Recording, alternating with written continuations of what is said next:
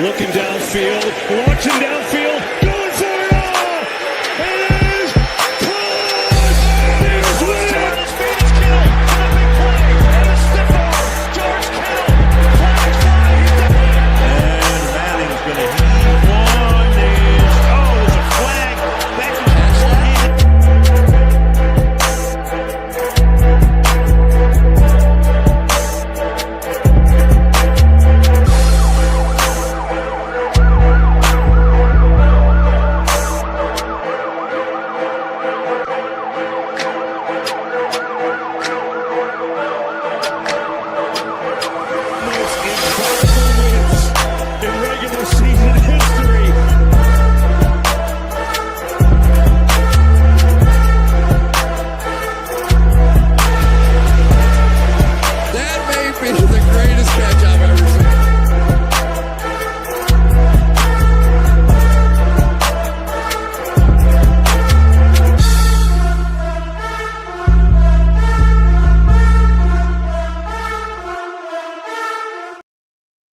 Ladies, gentlemen, and all those in between or outside of it, welcome to Monday Night Mock Drafts with Evan, right here on the Fantasy Football Network, coming to you every Monday evening until week 1 of the NFL season. I am your host, Evan Sather. Tonight, my guest is a man who appreciates the fine art of professional wrestling. He is the co-host of the No Holds Barred Wrestling podcast on the Finns Talk Sports Network, and he's also the Chief People Officer at Fantasy Now Plus. Please welcome to the show, Josh Kimmel. Josh, my friend, great to see you again, man. It's been a while. How have you been? What up, man? Yeah, it's been a while. I've gained a lot of weight. Recently, have you noticed? It's okay. It's okay to say it, people. I've been in hiding. I've been in hibernation, people, but I'm out in the wild again doing shows. I think Fantasy Now Plus, we just started a couple weeks ago to get back into the rhythm of things. How long have you guys been pumping out content, man? Because I've been seeing some stuff. I've been seeing your shorts. I've been seeing everything you put. I know you don't see me, but I see you guys. How's it been, man? It's been great, man. The Fantasy Football Network has been open officially on YouTube for 1 month as of a couple of days ago. We're already up to 45 subscribers, which is tremendous growth for being a brand new channel in the fantasy football space, which is already a niche space in the first place. Very difficult to grow when you compare that to like the biggest topics like gaming channels and Dr. Mike and Mr. Beast. As much as I'll save my Mr. Beast rant for another time, but you know, it's tremendous to have this level of growth so quickly. That 45 doesn't impress a lot of people these days, but for us, like, we really appreciate everybody who tunes in, who subscribes. Hopefully, you all subscribe to Fantasy Football Network here tonight for this show. We're going to be doing a lot of Scott Fishbowl mock drafts. Josh, you're going to be drafting from the 12 spot this year, but I remember you mentioning you were going to be changing things up with the slow draft this year. So with the scoring that we have this year, do you already have your strategy already in mind, or is that going to be, kept under wraps? Well, infamous, not so much infamous. I got no strategy. I usually just show up and I tell people what I'm going to do, and then they just watch me do it. And it makes no sense whatsoever. 1 year, I took every single Jet and every single Cowboy you could possibly take. Literally. That was the first ever Orlando, just because I wanted to. 1 year, I took like every single Steeler I could. I don't know what I'm going to do. Last year, I'll tell you this. Last year, I said, screw it, just taking best player available. I made it to the I don't know if I made it to the semifinals. Because someone had to tell me, hey, Josh, you're in the playoffs. I haven't set my lineup in weeks, brother. Nico Collins, shout out. I had a stacked team, dude. But I almost made it to the finals actually last year, and I didn't even know it. I literally didn't know it, Evan. What's wrong with me? I don't think it's necessarily anything wrong with you, but one of the guys in my league last year, I'm forgetting the guy's name, but he was our only Packers fan in my division. All running backs in the live draft. He was in the top 1%. That's how much that strategy worked this year. I'm almost tempted to try it too, even with the tight end premium, but I'm not so sure that's going to work out so well. The thing I always, especially going to a live draft, I've been to every single live draft in Orlando since it's been a thing. This is the first year I'm not. I tell people all the time, it's not about the strategy. It's not about this or that.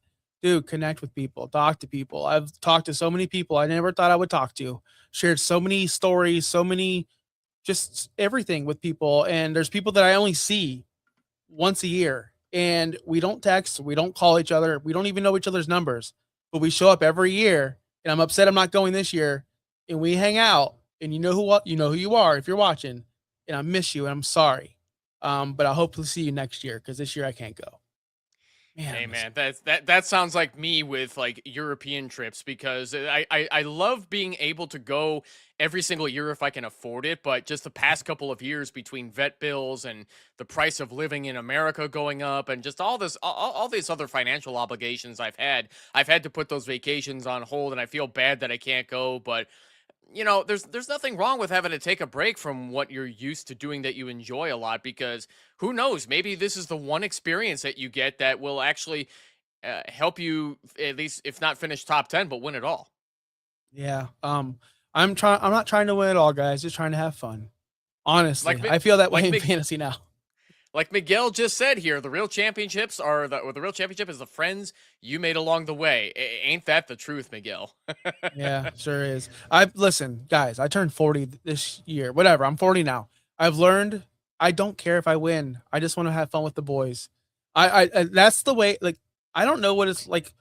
I don't care if my Dolphins win anymore. Don't care if my Lightning win anymore. I don't care about sports anymore, about win or losses. It's about watching it with my son or hanging out with the boys. I don't know, man. I've gotten soft at my old age, but it is what it is. No, it's a good perspective to have to learn to appreciate just the simpler stuff with your son too, which I like that. I don't have any kids myself, but the Bears are good again, so I do Yeah. care. But Hey, you know what? For real, the Lightning been good for the last decade. Probably the best hockey team of all time in that yeah, time frame. If you want to add up cups and finals, yada yada yada. But at the end of the day, when they were winning cups and winning the Eastern Conference Finals, it was still it never changed my life. It was still just a game. The only thing it changed was the moments I get to share. Hey, Dave, remember that time we were in the 300 levels when they hoisted the cup? That's what we're talking about. Not, man, they won the cup and that was awesome. No, remember we were there together. That's the moment of the Stanley Cup final I was at. Not, hey, they won the cup. Hey, Braden Point, who I'm wearing his jersey, Braden Point's hoisting the cup. Who gives a cup, bro? I'm with my boys right now watching it. Anyway, I'm sorry. I'm gonna cry tonight. I'm getting This is night, Josh. We get emotional. before we get there, we'll save the tears for in a bit here, Josh. But before we get there, let's go over the Scott Fishbowl 16 scoring real quick. There's nothing out of the ordinary here with the scoring basics, but it is tight end premium. Super big 10-point bonuses for 300 yards passing, 400 yards passing.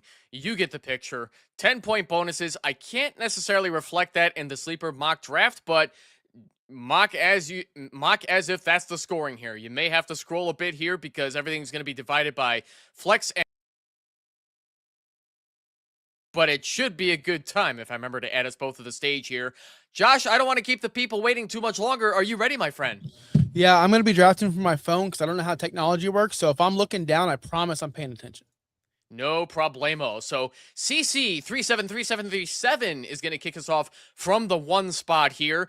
30 seconds on the clock for the sake of this mock draft, just to keep the show going, because we'd be here all night if we were trying to do it like they do things at the actual Scott Fishbowl live draft.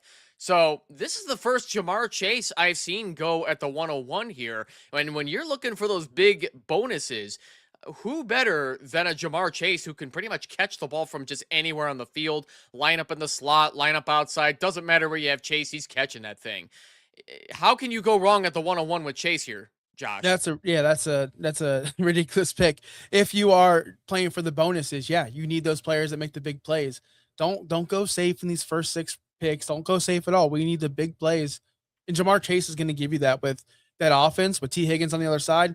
Dude, Chase is a locked in, loaded guy. I have no problem with that. Take your guy at 1. If that's your guy. Who have you seen go at 1? It's usually been Bijan Robinson or Josh Allen. And to my surprise, Kamikaze took Allen at 103 and Big Game Jamie Pirogue took Bijan at 104. I've never seen Bijan Robinson fall to the 104 in any draft. Never mind Scott Fishbowl. This is a first.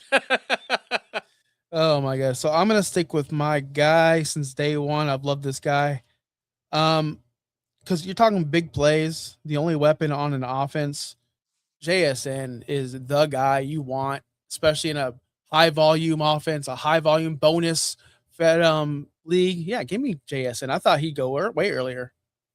Right on. Yeah, yeah. Honestly, like the wide receivers are going a lot later in this mock draft. I'm liking this change so far. But yeah, you really can't go wrong with a JSN. Similar to Jamar Chase, like you could pretty much. I mean, yeah, JSN's a slot receiver. I'm sure if you lined him up outside, he'd do just fine. But they don't use him that way. He's a pure slot receiver who just nobody's stopping him on the routes that he runs. I'm going to do things a little bit differently tonight, too. Let's go quarterback.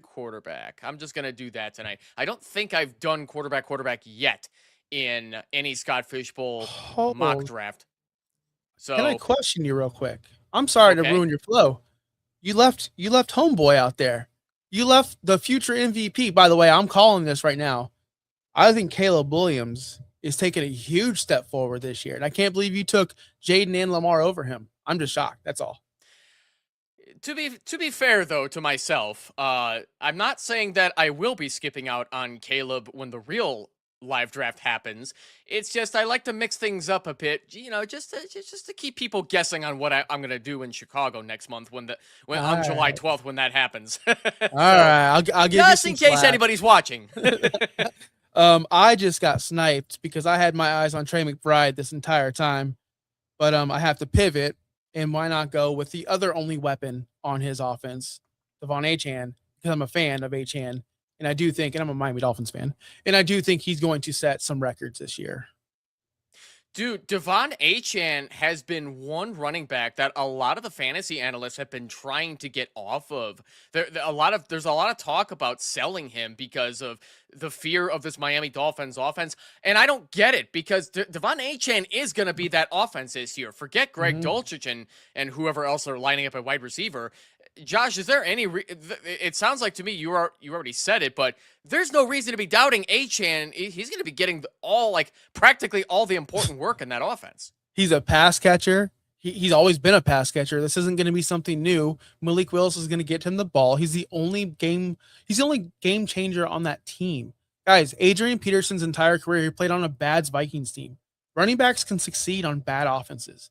Nick Chubb played his entire career on the Cleveland Browns and didn't even catch the ball. So you're telling me that a talented Devon Achane, who we already see catch well above 65 balls a year, isn't going to do it in this offense? He's probably going to catch 100, if you ask me. And look out for Ollie Gordon later on, guys. I think they're just going to be run heavy. Yeah, well, I mean, honestly, I think Malik Willis is going to steal the Ollie Gordon carries, but I don't know. They might use Ollie Gordon on third down to surprise me, but you're not wrong about 100 targets possibly happening for Achane, Josh, because he was already close over the last 2 years. 87 targets in 2024 and 85 in 2025. They love checking down and throwing the football wherever they can to Achane because, well, he's usually the last one open because who the fuck else do they have at wide receiver now that Waddle's gone? Nobody. But I will say this: you don't win championships, you don't win titles without taking chances. And I don't think Malik Neighbors is some kind of chance. But if he gets hurt the third year in a row, I'm gonna cry. Because I'm all in on Malik Neighbors. I've been all in on Malik Neighbors, and I want to get this on record. I've been saying this all offseason to myself and to the people in my group chats. Chase and Dart and Malik Neighbors are greater than Chase and Burrow. I'd rather have that combo this year. I'd rather have Jackson Dart and Malik Neighbors as my top quarterback and top receiver over Jamar Chase and Joe Burrow. How say you, sir? Ooh, yeah. I still don't think. I don't know. I think the order is fine the way that it is so far because I think a lot of people are still shitting on Lamar Jackson because he's getting up there in age. I think he's a lot more valuable than people are giving him credit. Same with Jalen Hurts. Like, a lot of people are shitting on those quarterbacks because they think they're bad at throwing the football or whatever. I don't know. I love Jalen Hurts. I love Jalen Hurts. I think Jalen Hurts is very talented, and he gets a lot of for being an awesome quarterback and an awesome teammate and someone who gets their team to the Super Bowl consistently. But what's going to happen without AJ Brown? Like, what's going to happen without AJ Brown? How much did AJ Brown make Jalen Hurts better? I'm not shitting on Jalen Hurts at all. I'm just asking, losing him's a big deal. Don't you think? a humongous deal because when Devontae Smith was the top wide receiver before AJ Brown got traded to the Eagles, Devontae Smith finished a wide receiver 29 in his rookie year. And that's off of 104 targets, which is not that far off from what he's had to deal with throughout his career. He hasn't been the same since his wide receiver 9 season in 2022, which I believe was AJ Brown's first season with the Eagles. Yeah, no, that's right. That was when he was traded to and that's what made Devontae Smith better. So what they have as a replacement for Devontae Smith to pair up with him is Marquise Hollywood Brown, and then Dontavian Wicks, who they paid pretty well to stay with the team, and then they drafted Mekhi Lemon. So Mekhi Lemon, maybe he's the new AJ. Well, he doesn't play like AJ Brown, but they seem to be going small ball with these wide receivers. Yeah, and I don't think that's going to be successful in Philadelphia. I don't think that's going to be successful for Jalen Hurts, but we shall see. Because I think that AJ Brown and his 121 targets was a big deal last year. People are like, "Oh, he's not being targeted." No, he was being targeted. No, he was being involved. It's just there were splash weeks. So I don't know, man. Who did you pick? So I went Chris Olave and then Derrick Henry just to get a couple of those guys. But I wanted to ask you one more thing about the Eagles offense, though. It seems to me like they want the big body in Eli Stowers. I mean, he's not the biggest tight end in the league, but Dallas Goedert is probably on his way out after this season. And it seems like they want Eli Stowers to be the guy with how athletic and talented of a route runner that he is. I still have doubts about him, but is he the new top red zone target for Philadelphia, which is why they went with a bunch of smaller wide receivers? I mean, it's a possibility, but I want people to understand that, yes, we love rookies. Yes, we love dynasty football, and dynasty fantasy football has taken over a lot of people's minds. Last I checked, Dallas Goedert was still there. And last I checked, Dallas Goedert was still pretty good at catching touchdowns. Last I checked, he caught 11 last year. So why would they go away from Dallas Goedert if he's still there? Yes, he's on his way out, but he's still there. And someone like a Mark Andrews or Jason Witten or whoever, they could play forever. They proved it. And they're good at catching touchdowns. So maybe Dallas Goedert's going to be this freaking guy that just won't go away. And we're complaining. Guys, it happens in sports all the time. Happens in fantasy all the time. Are you guys still waiting on Trey Benson? I tried to tell y'all. Are you guys still going to be waiting? I mean, when they have the guy there and you just want to replace him because he looks cool on your fantasy team, it just doesn't make sense. So some of you guys just need a reality check. Goddard's still the red zone guy, period, until he moves on. It's just the way it is, unfortunately.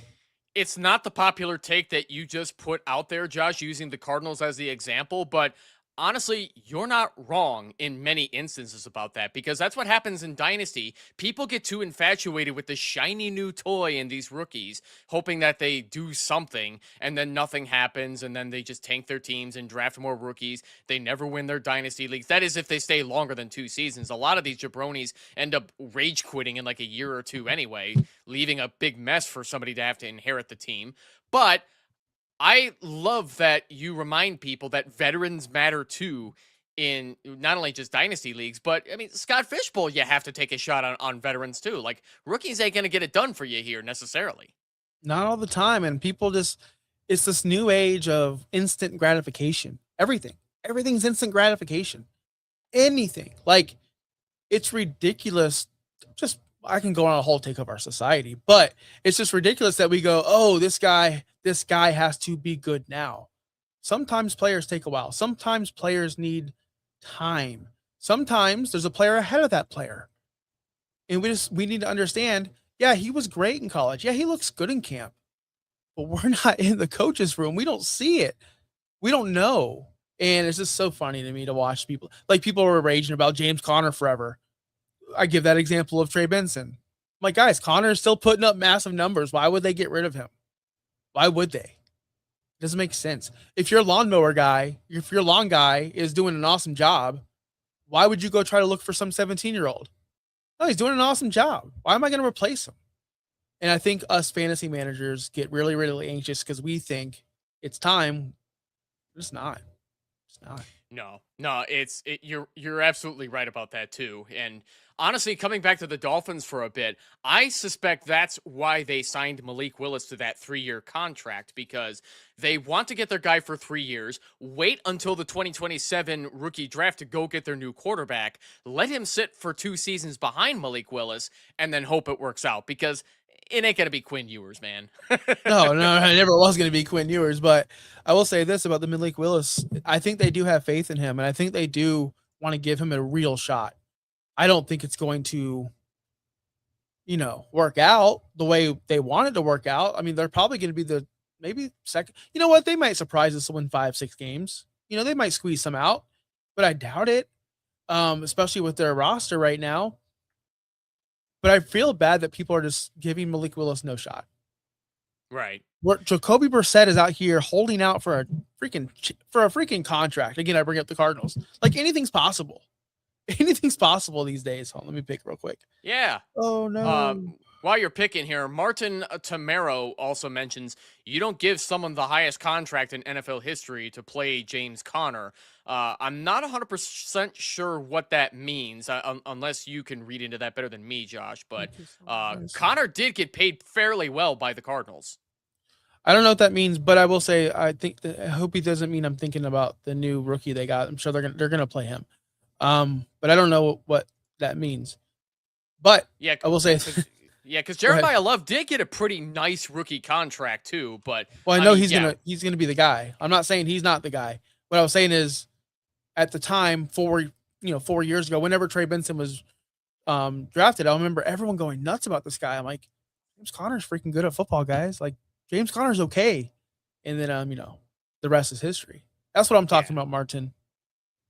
Yeah, no, we were definitely not talking about Jeremiah Love. Like, James Conner's time is pretty much over. Before he got injured last year in his first 4 games of the season, James Conner looked terrible at the beginning of last year. He was averaging 2.97 yards per carry in those 4 games before he ended up being out for the season. What was that, with the ankle injury, if I'm not mistaken? Or I can't remember what it was. But it's just so unfortunate to see that whole offense just die until Jacoby Brissett revived it.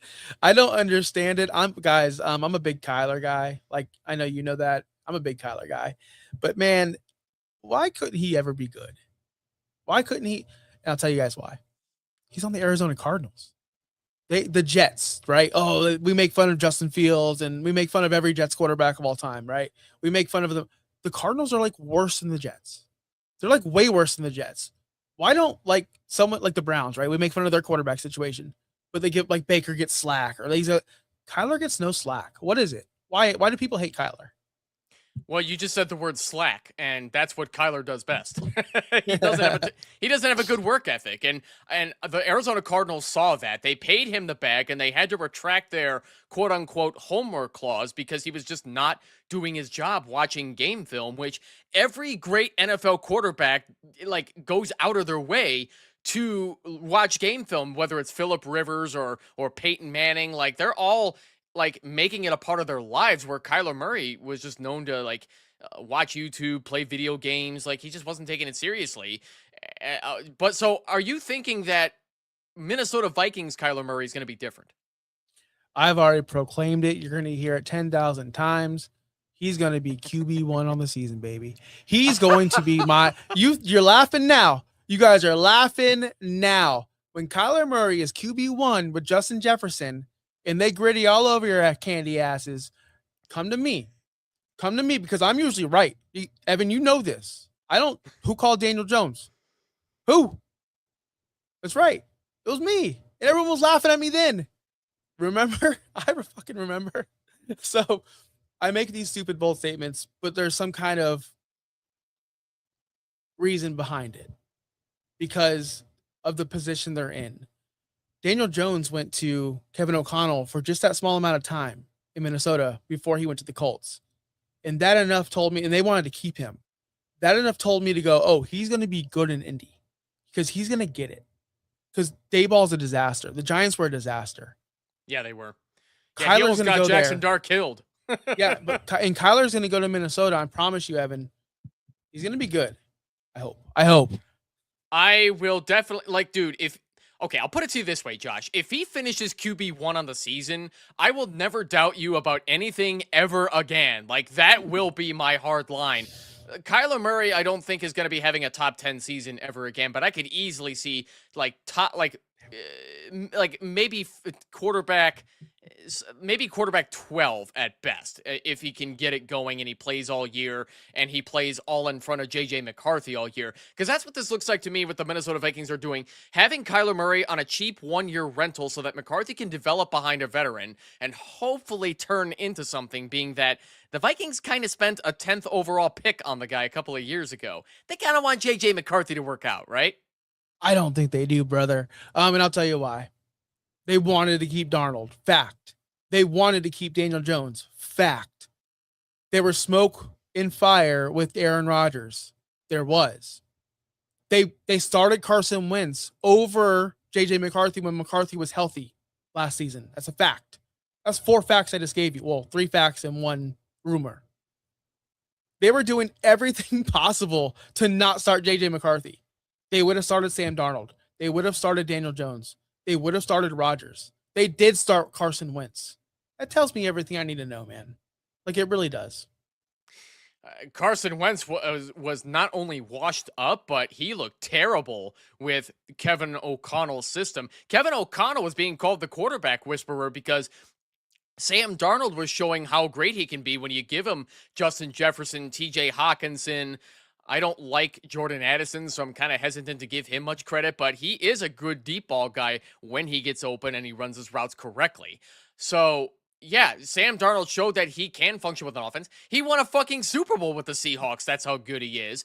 I'm not buying into the quarterback whisperer thing with Kevin O'Connell either, so we're going to have to see how that works out for Kyler Murray. I'm a little worried. Well, as much as I'd love to say I'm a little worried about Kyler Murray, well, he's been pretty much holding himself back with his lousy work ethic. I mean, I can't argue with that. I can't argue with that. I just like the villains. Come on, man. I like the heels. I like Rodgers. We haven't even talked about Aaron Rodgers yet.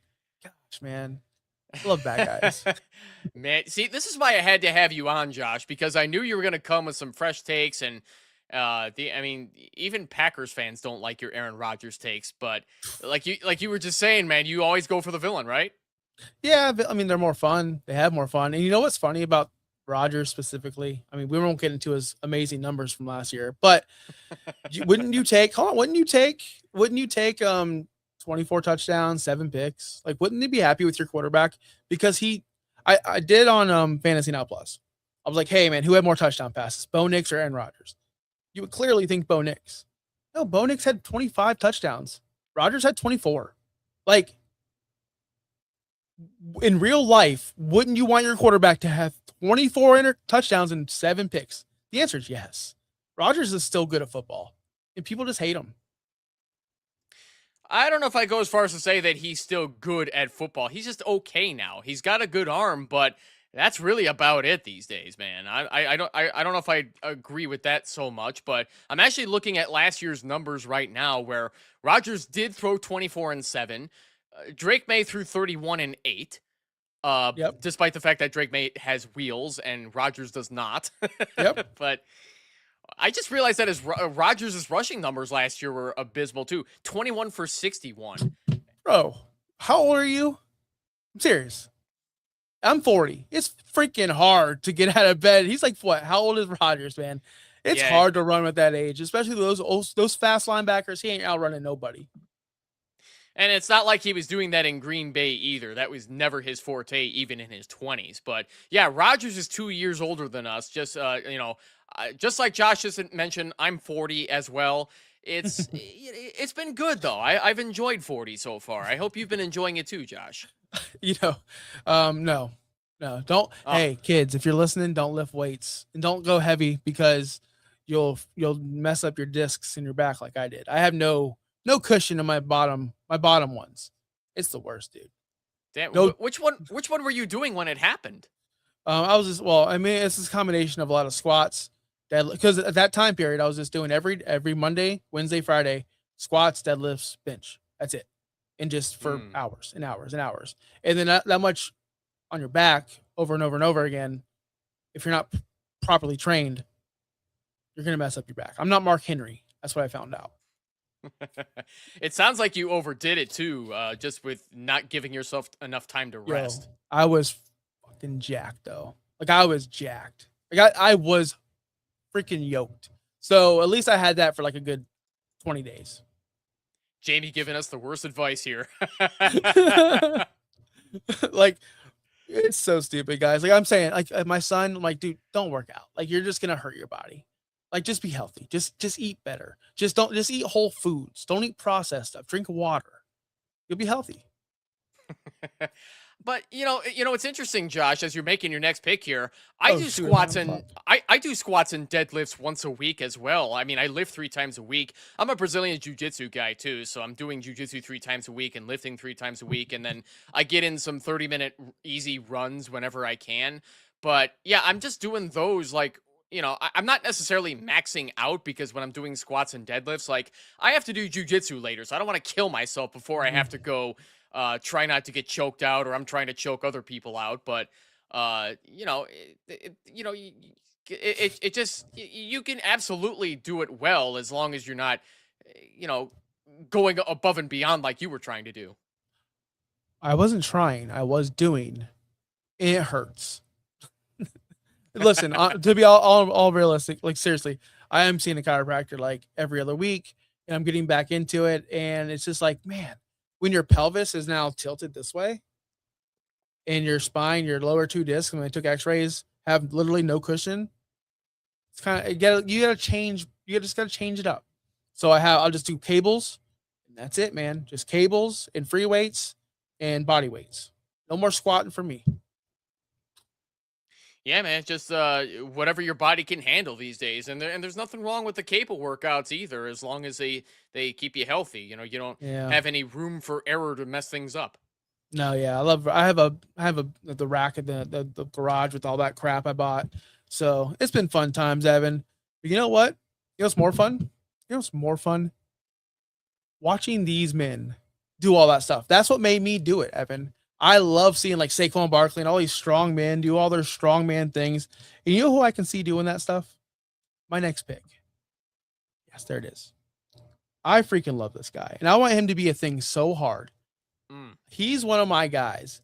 Hey, Jay, I know you probably don't like the pick there. A little too early. But I think eventually he's got to get more target. I know I have JSN. I know. What do you think about that? Stacking a tight end and wide receiver. I did that for a reason.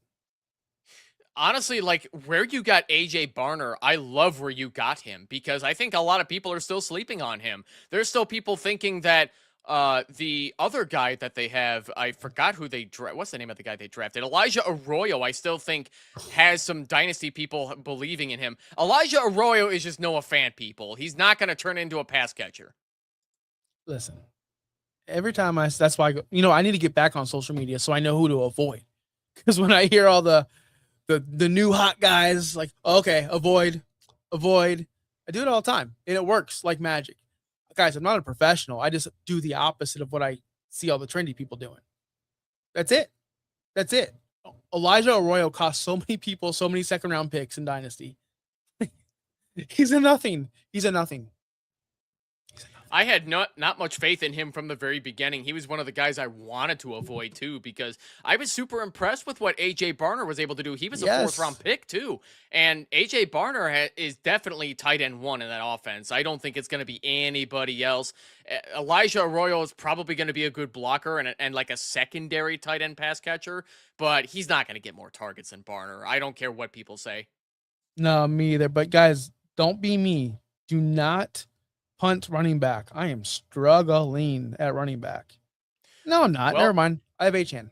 Sorry. Yeah, I was going to say, you got Achane, you got Kyron Williams, who's still going to be pretty good, even if he has to share some work with Blake Corum. I mean, Kyron Williams is still efficient until he proves otherwise. But yeah, I just feel like running back is not necessarily a must-have in a format like this. You just want to see who can get you more, I guess, I don't know if we can call the bonuses consistent, but if somebody gets you consistent bonuses, you're thrilled. Yeah, and I don't know if like a guy like a Rico Dowdle or Kenneth Gainwell will get me those, or even a Tyrone Tracy, but I panic picked them because I didn't know I forgot I had Achane.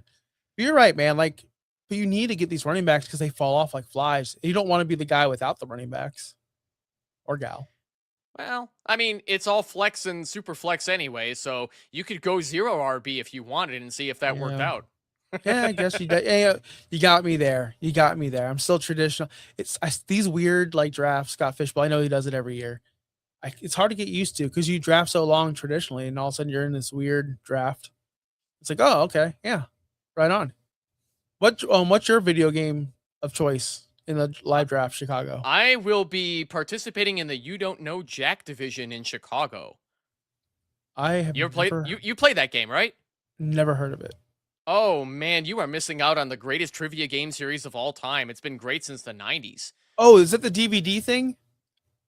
I think yeah, I mean it came on many CD-ROMs. I think it came out on DVD over the years. All right.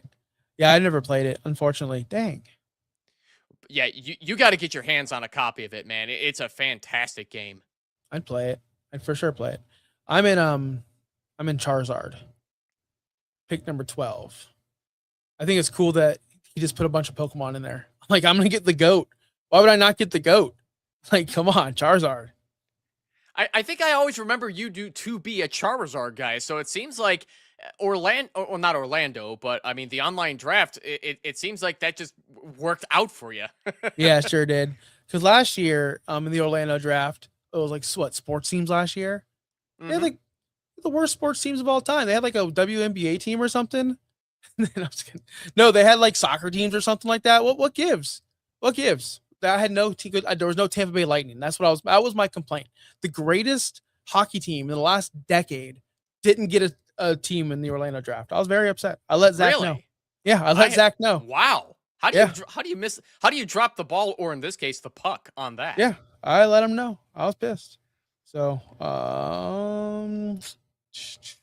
let's see who you go with here. I'm gonna go with my brisket boy. Him and Michael Wilson are gonna continue to give us magic. Yeah, I still love Brissett as a later pick too. Like, I would not have gone Michael Penix over Jacoby Brissett, but alas, here we are. But there was another thing I was going to mention too. Like I don't know if you keep up with, well, you probably don't keep up with U.S. men's soccer, but they were actually here in Chicago this past weekend to play Germany in the warm-up round. And go figure, Germany won 2-1 at Soldier Field, but you know, we're not exactly known for football, as they call it everywhere else. They kept it close though, 2-1. That's why I don't watch soccer, man. It's so boring. But you know what? I like the World Cup. I'll watch the World Cup. I will. I don't know why it's so exciting. Because the fans, like if I watch a regular old game on ESPN Deportes or whatever, it's not the same. But if it's the World Cup and I know it's for something, I'll watch it. I'll watch anything. I'll watch any sporting event. I love competition. Who are you pulling for in the World Cup this year as you're making your next pick here? Oh man, I don't know. Listen, I don't even care if my Tampa Bay Rays win or like Lightning. I just watch for fun. I'm not even joking. I care more about the result of Cody Rhodes and Drew McIntyre than I care about who wins a real sports event. I care more about Roman Reigns and what he's doing. Honestly, I'm not even joking. I'll get back to you about WWE in a second because there's a bunch I could talk to you about. But so with your last few picks here, I mean, Rico Dowdle, Kenneth Gainwell, you got a great deal on Wan'Dale Robinson, by the way. Bravo. AJ Barner, Tyrone Tracy, and then a great deal on Jacoby Brissett too. Bravo. What do you think Jalen McMillan for your Tampa Bay Buccaneers is going to get his fair share of volume, or is he just a dart throw at this point who could see some boom weeks? But the fact that they've got, you know, Emeka Egbuka and Chris Godwin still on the way, like what do you see for Jalen McMillan?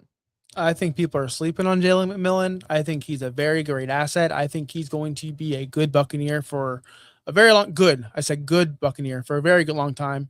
I don't think he's going to be anything great, of course.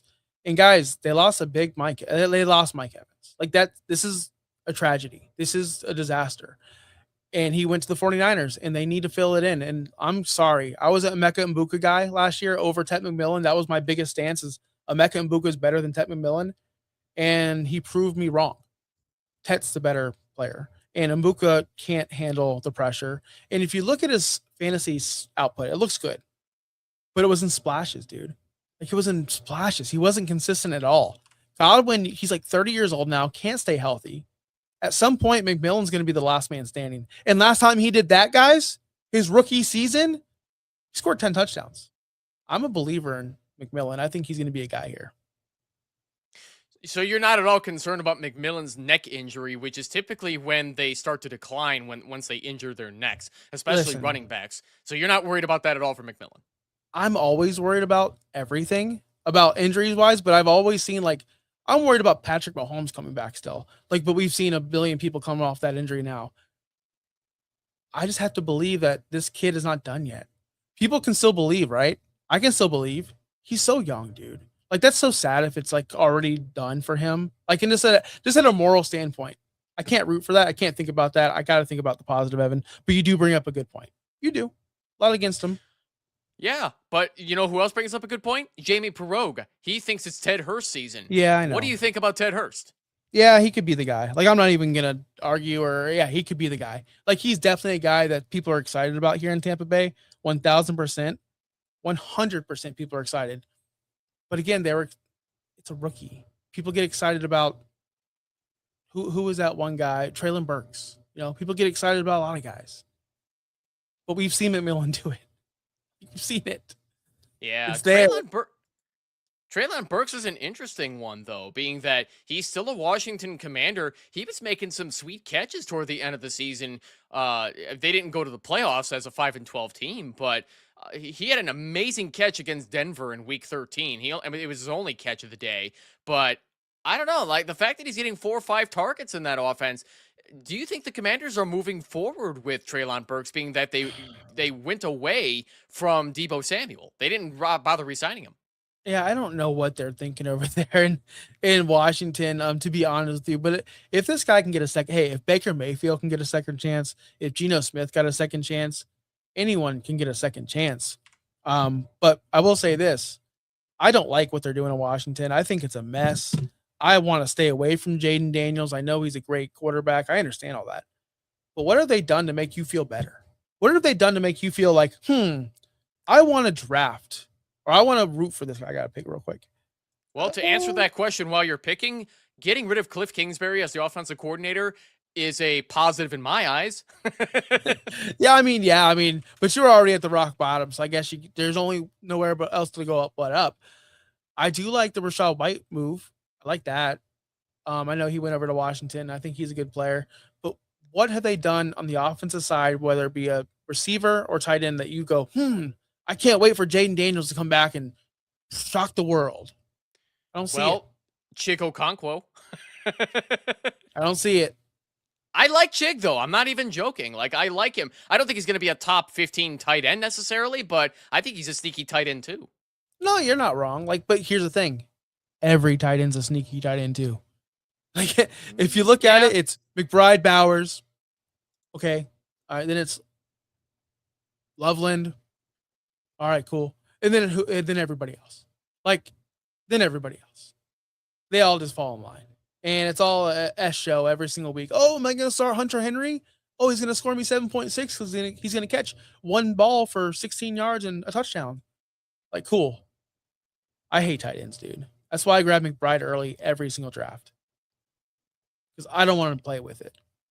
Yeah, and tonight you didn't go for McBride early. I mean, he was sniped in front of you. Yeah. You didn't go for Bowers either, but you waited until the 12th round to grab AJ Barner, which I think is risky business in a format like this. But but honestly, I don't hate it because, tight end premium, it works. It helps balance things a bit. But if you can grab value at other positions, I think you can get away with that.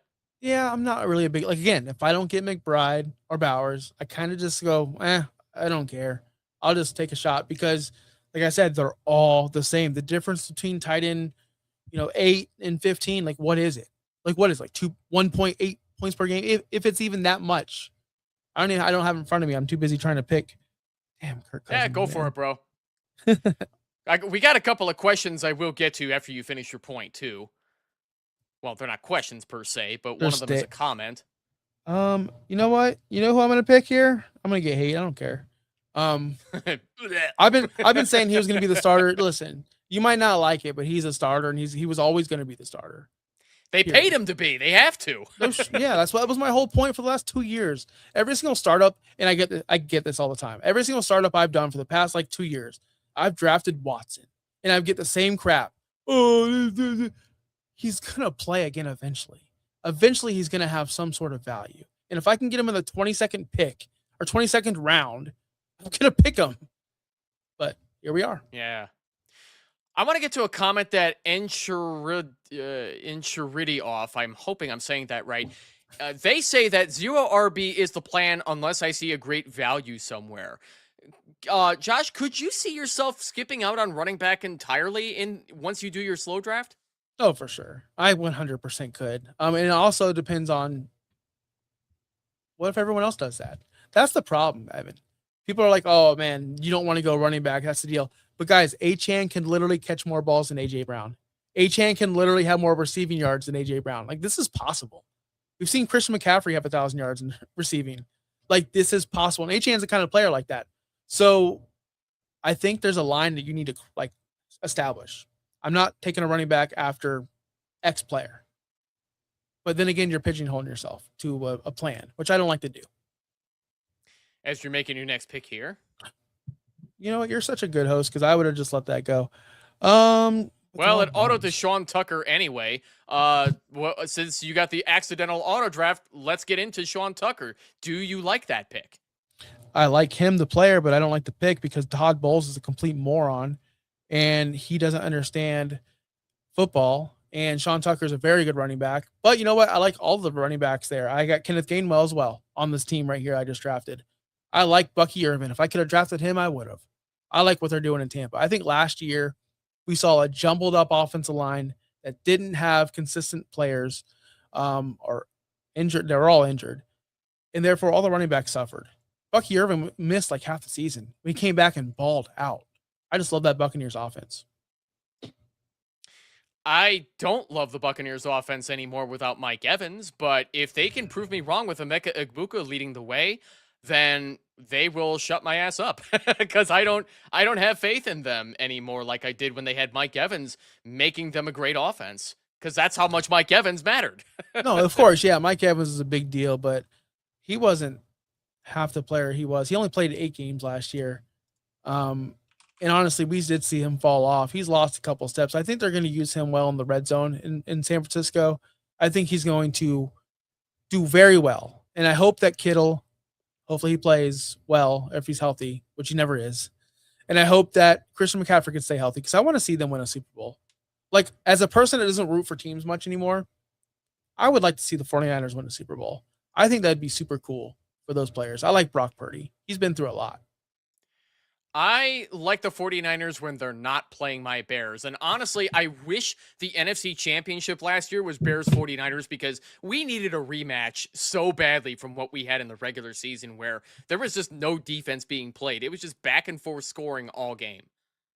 And it's just like, oh man, I love the Bears too, though. See, that's the thing, Evan. There's so many. I root for players and athletes now. I love Caleb Williams. Like, I would love to see him win a Super Bowl so bad. I root for Kyler because I want to see the big story of him coming back. I love redemption stories. That's why we like sports at the end of the day, right, Evan? We like to see redemption stories. We like to see stories in general. Gronk. Okay, yeah, you beat me there, Jamie. I didn't even know that Rob Gronkowski was still eligible in Sleeper. That was why I went Hunter Renfrow, because I thought it would be funny. And then I see everybody else doing the same thing. Like Keenan Allen, I could see like getting a cheap contract somewhere and for whatever reason being sneaky. Who the hell is Cameron Brown, though, Josh? Who is this guy? I just hit a button because there was nobody left. So that's my dude, though. Cameron Brown, baby. Watch him be good. Oh my gosh. Yeah, hey. We'll definitely StreamYard. You better clip that too. Yeah, it's funny. I didn't even know Gronk was even eligible in Sleeper, and yeah, he's done. He's sticking with the broadcasting booth and podcasting and whatever else he wants to do. I want to get into one more thing before we start reviewing the teams here. Jamie also brought up, going back to the Commanders a bit, dusty old Zach Ertz before he tore his ACL was tight end 18 last year. which didn't count like the last, what was that, like the last 4 games or something like that. He still finishes tight end 18 even after tearing his ACL in PPR leagues. Why can't Chigo Okonkwo also be a top 15 guy? Listen, he can be. That's the problem. I don't want a top 15 guy. If you're shooting for top 15, I think that was a joke that Jamie gave out.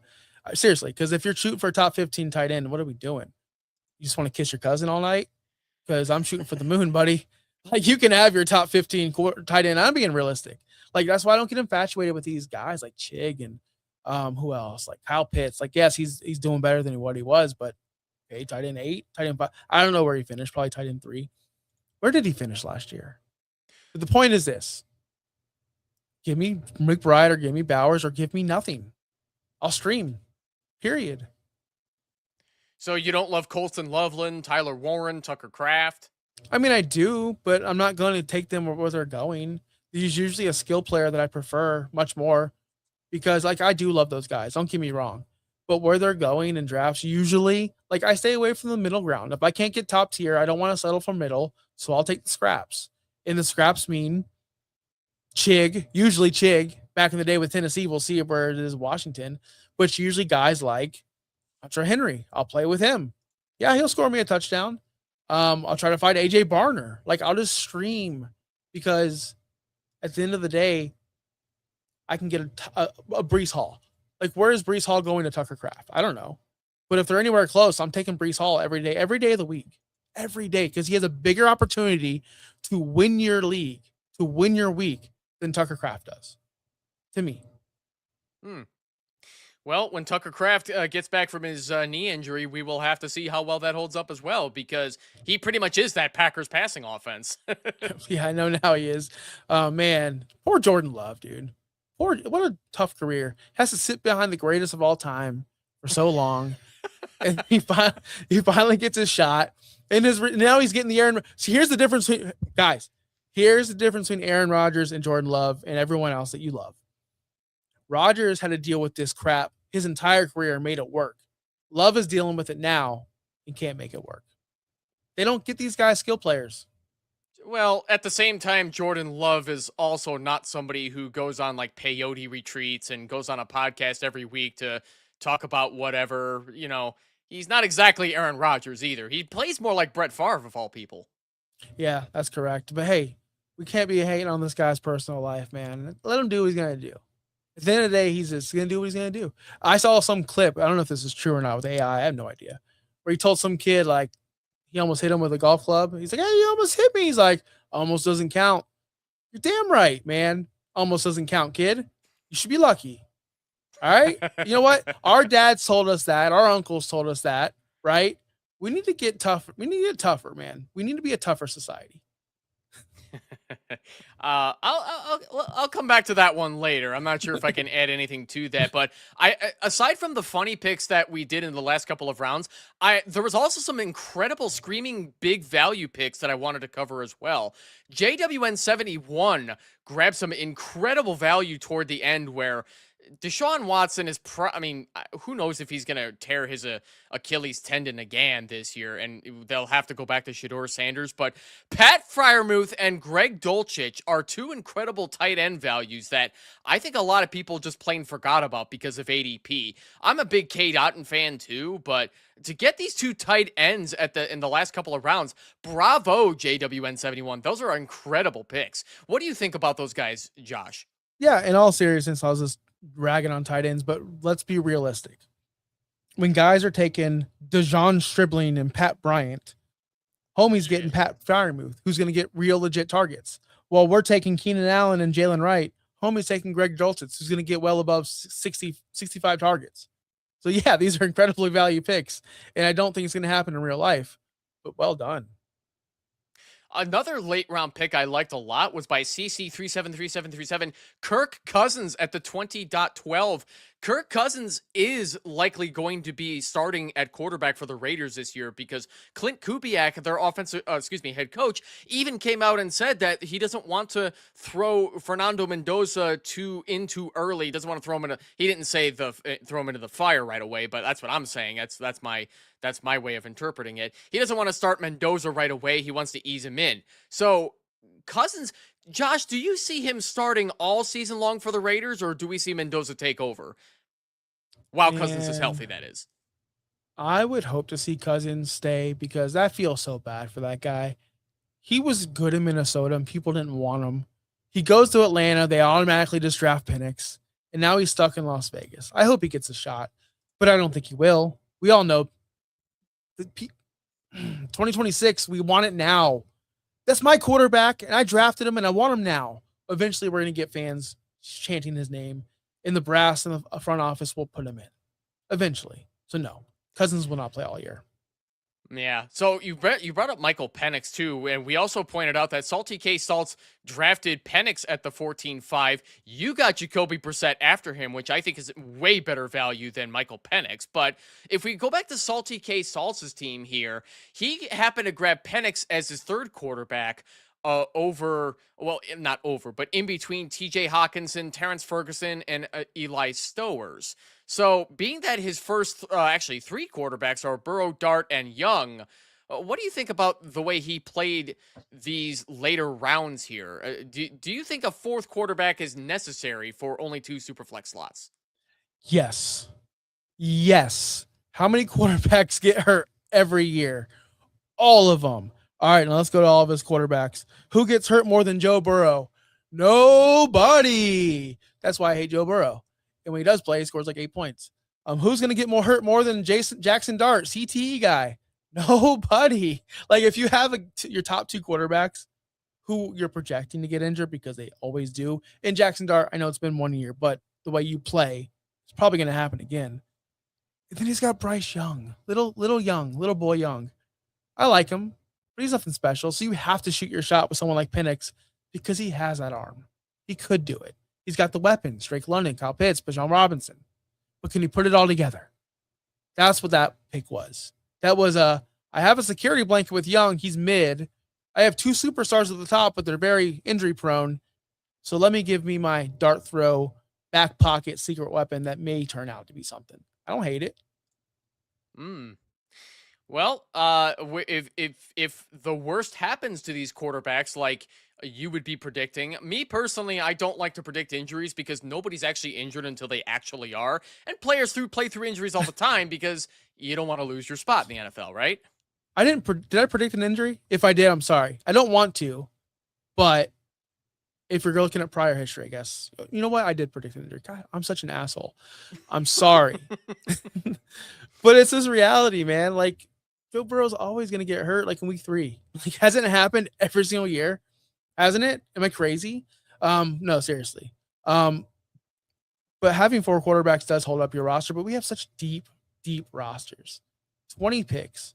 Like that's a lot, dude. You're gonna run out of skill players at some point, so you might as well grab value over what the wide receiver 60, whatever it is, which is probably going to be Pat Bryant. Exactly. But that's why I was praising JWN71 too, because would you rather have the wide receiver 60 or like the tight end, maybe the tight end 17 or the tight end 18 who could provide you some upside weeks? Yeah, for sure. That's what the later round should be upside. I can't stand the dude who round 16 takes like DeAndre Hopkins. What are you gonna do with DeAndre Hopkins? Oh, he plays with exactly. The later rounds are for upside. And if you're not drafting the later round upside and you don't know how to draft, it's fine. It's cool. So Josh, let's start to let me give you the big question as we start to close things out here in the show. As you look in all 20 rounds for all 12 of these teams, who do you feel had the best Scott Fishbowl draft? Oh man, that's so hard for me. You're gonna put me on the spot. I do this every week, my friend. Man. You know what then? I'm gonna go with 104. Listen, not just there because you go, Jamie. I'll tell you why. Because he's got Brock Bowers, right? He's got that value pick, that tight end pick that can actually carry him weeks. He's got Bijan Robinson, who you presumed, who said he's going to be a one-on-one probably in a lot of places, and rightfully so. All right, Saquon Barkley, we know who he is. So his top 3 picks were solid, but it's hard to mess up your top 3 picks. Let me tell you where he succeeded. Right here at 16.9, my friend, my dude, my dog. You knew what to do. You knew he was going to ask. Aaron Rodgers, that's enough said. Honestly, that's why you win. That's why you did it. That's why he wins, dude. That's it. Simple as that.